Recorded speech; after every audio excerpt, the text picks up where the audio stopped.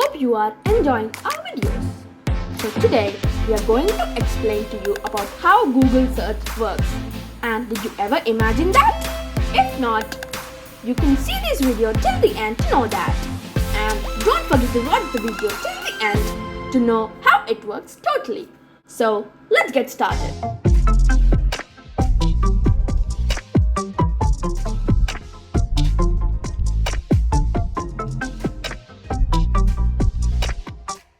For example, you're hungry and you're wanting to eat something and you type in Google that I want to know the recipe of pizza, and after that you see a website and you click on it and later you prepare the pizza.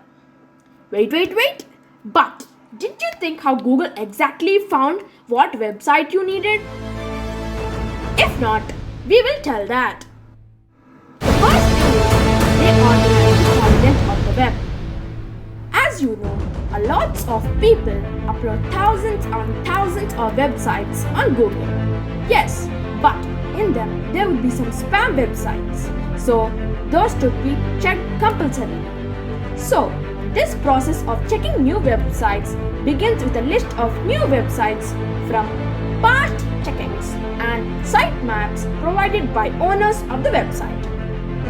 When the website checkers visit these websites, they use links on those particular sites to discover other informative pages. Sounds nice, right? The Google software pays special attention to new sites, changes to existing sites, and dead links. The computer programs determine which sites to see, how often and how many pages to fetch from each site. Google Search offers Search Console to give the website owners interesting choices about how Google checks their site. Google will also provide detailed instructions about how to process pages on sites, and the website owners can request a rechecking or can opt out of a file. Google never accepts payment to check the website more frequently. They provide the same tools to all websites to ensure the best possible results for users. The web is like an ever-growing library with billions of books. They use software known as website checkers, also known as website crawlers, to discover publicly available web pages. And website checkers look at web pages and follow links on those pages. Much like if you would were browsing content on the web. They go from link to link and bring data about those web pages back to Google servers. When crawlers find a web page, Google systems render the content of the page just as a browser does. Then they take a note of key signals from keywords to website freshness, and then they keep track of it in all the search index. And do you guys know that the Google Search Index contains hundreds of billions of web pages and is well over 100 million gigabytes in size? OMG! It's like the index in the back of a book with an entry for every word seen on every web page they index. When they index a web page, they add it to the entries for all the words it contains. With the knowledge graph, they are continuing to go beyond keyword matching to better understand the people, places, and things we care about.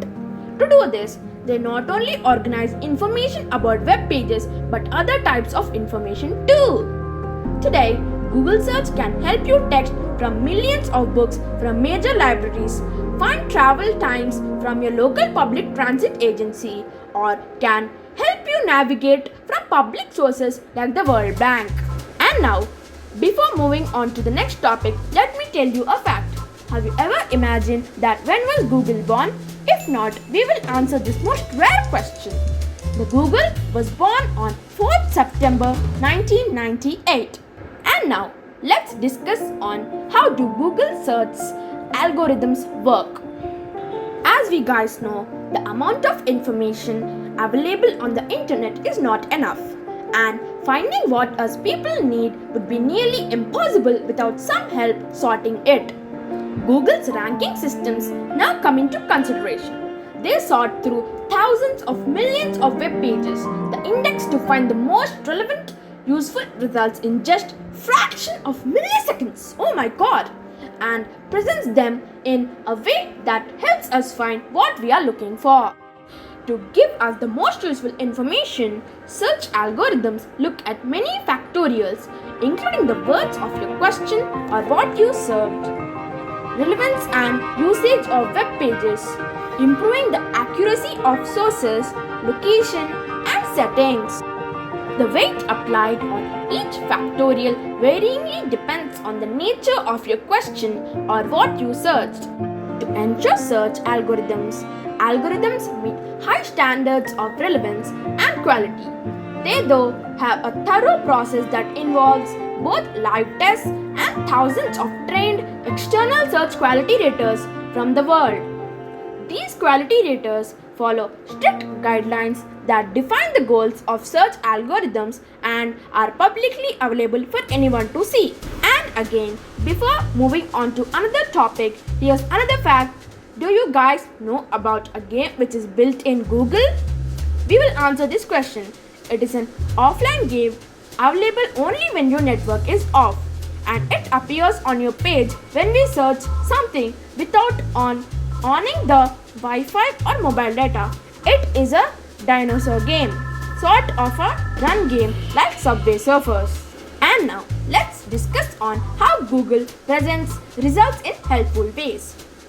So once Sir Larry Page once described the search engine as understanding exactly what you mean and giving you back exactly what you want.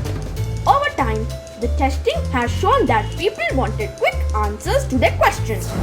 So Google has made a lot of progress on giving us more accurate answers faster and in ways that are helpful to the type of information we are wanting.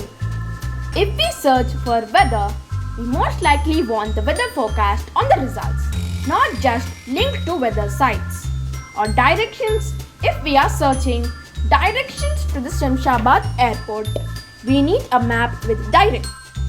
So this is especially important on mobile devices where the bandwidth is not unlimited and clicking between sites can be slow. Thousands of engineers and scientists are hard working on their algorithms and building useful new ways to search, with some 3234 improvements to Google search in 2018. These are just a sample of some ways of the Google has making been better and better all the time. Cool, right? Let's move on to our next topic, which is testing. Search has changed over the years to meet the needs and expectations of the people who use Google. Those are we. And from innovations like the knowledge graph to updates to their ranking algorithms that ensure they are continuing to highly relevant content, and Google's only goal is to always improve the usefulness of our results. If that testing shows a change brings less useful results, Google won't launch it. And guys, hope you liked our video, and feel free to subscribe and like to our channel Learners for more interesting videos like this one. Until next video, bye guys.